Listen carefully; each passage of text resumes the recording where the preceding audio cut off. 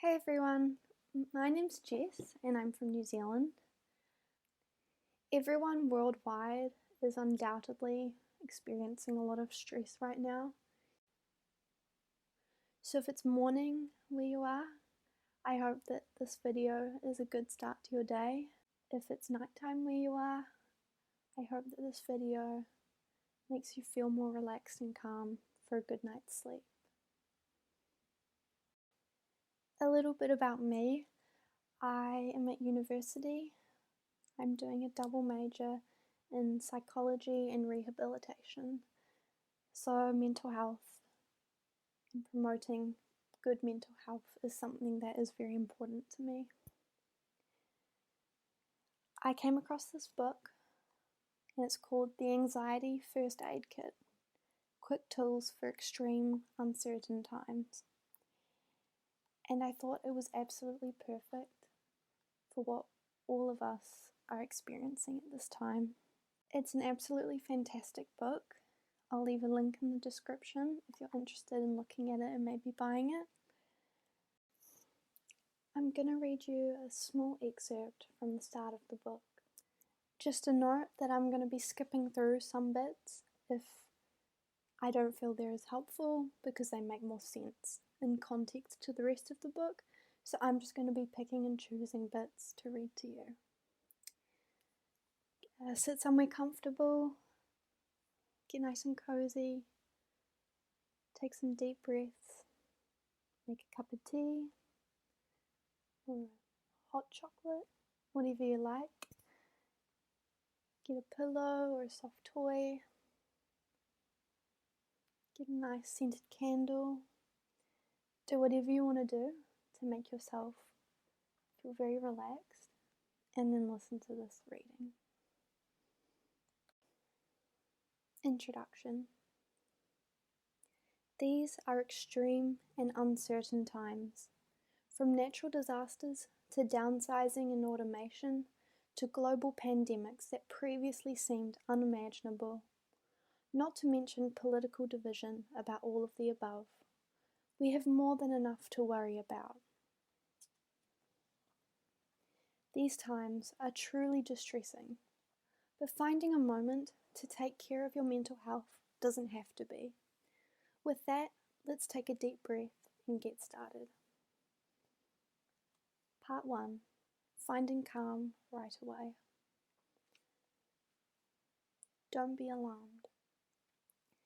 The nervous system has been evolving for about 600 million years.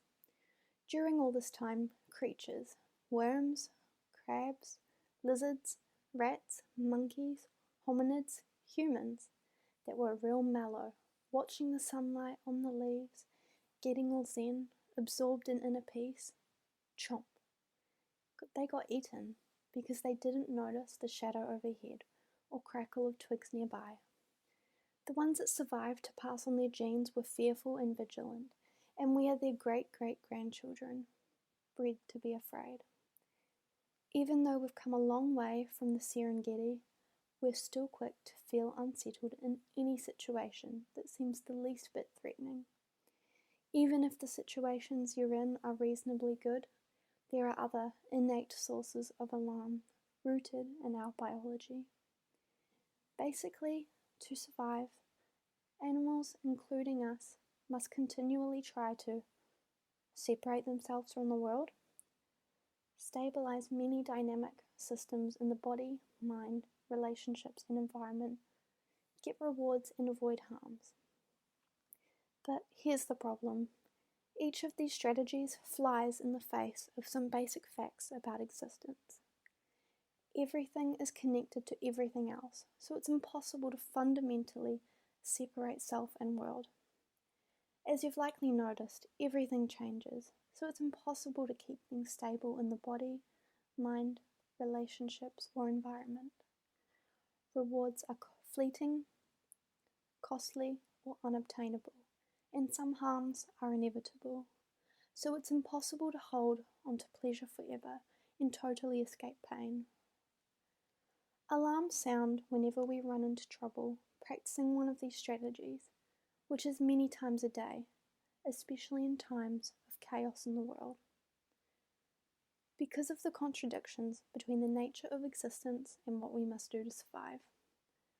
These alarms create a background of unease, irritability, caution, and pessimism.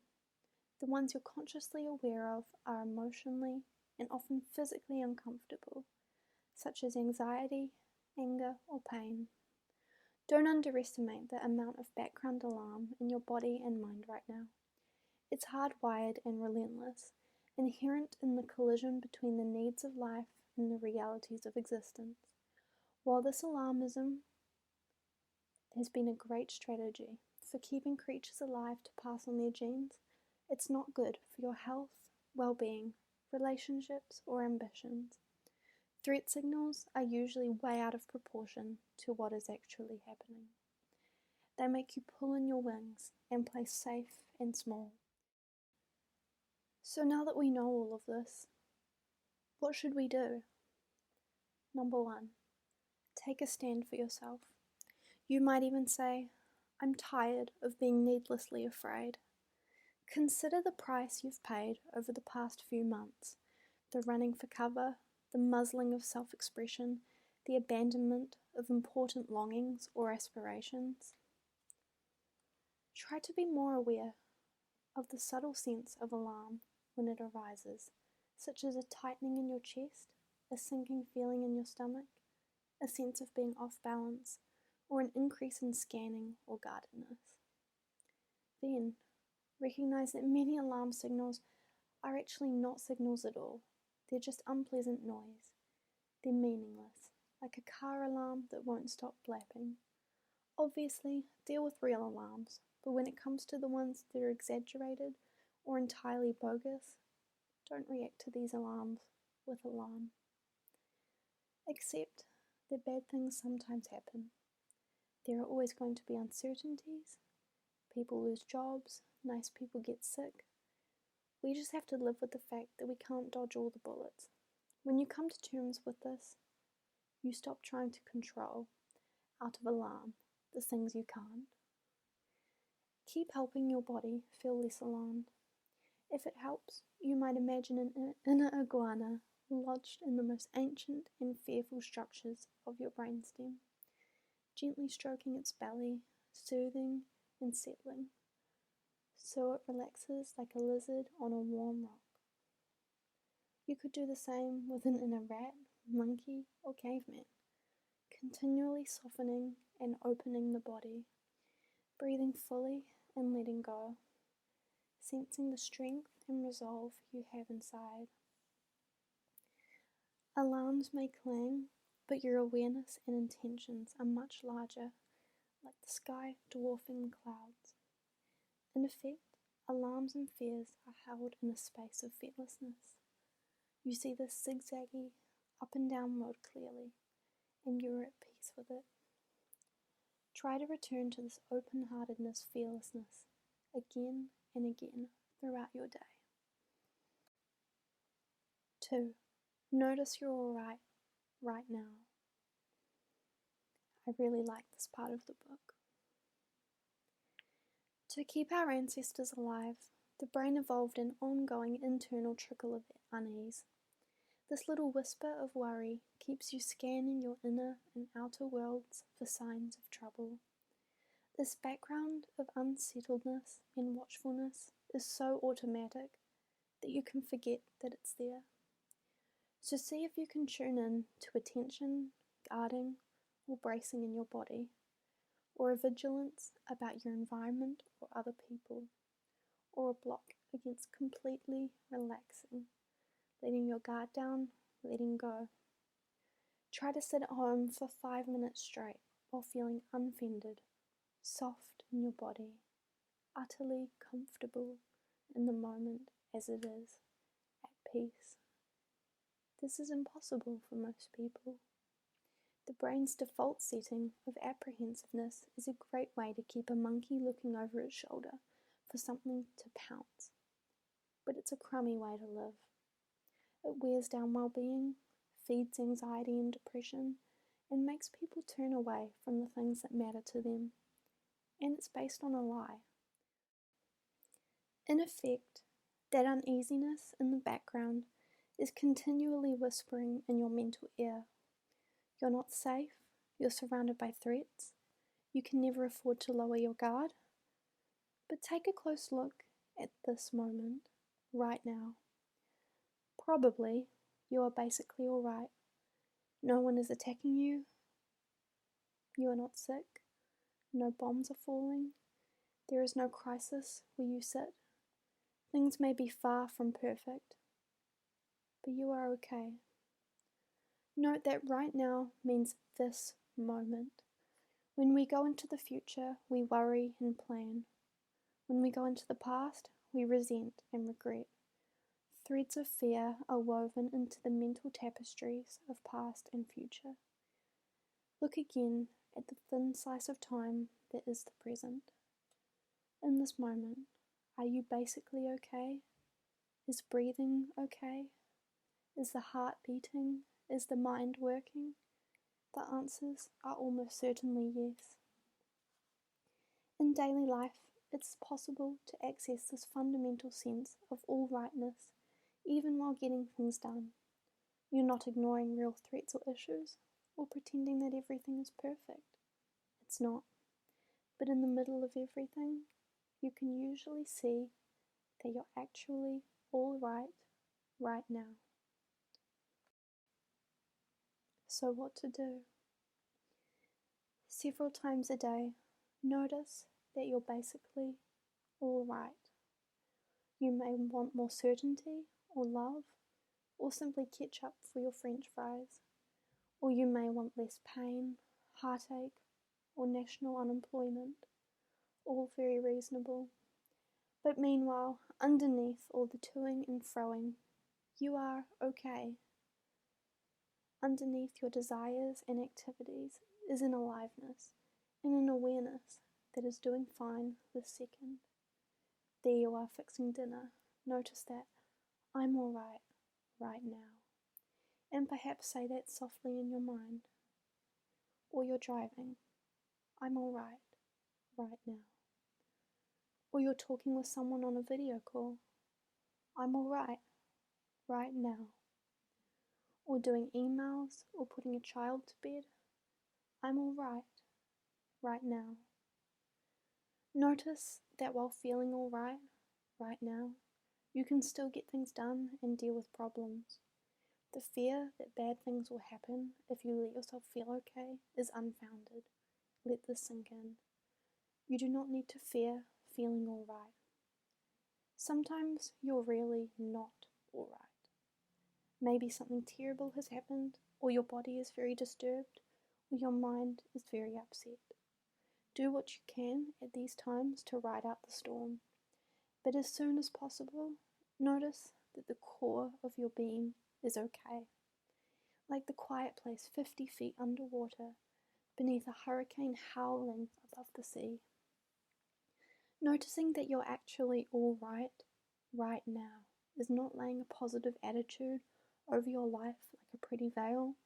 Instead, you are knowing a simple but profound fact. In this moment, I am all right. You are sensing the truth in your body, deeper than fear, that is breathing and living and okay. You are recognizing that your mind is functioning fine, no matter how nutty and not fine the contents swirling through it are. Settling into this basic sense of okayness is a powerful way to build well-being and resources in your brain and being. You're taking a stand for the truth. And that is the end of the extract from the book. I hope you enjoyed it and it taught you something and relaxed you. Maybe it made you believe in your own ability to cope with life's daily worries. Now, if you wish to stay, I will guide you through a simple mindfulness activity that will help further relax you. So keep your eyes closed if you wish, and deep breathe with me. In hold and out.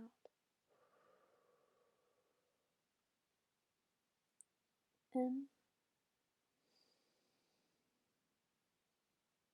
hold and out. In, hold and out.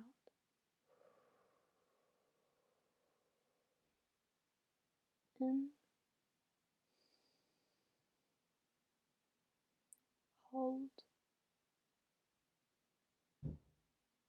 and out.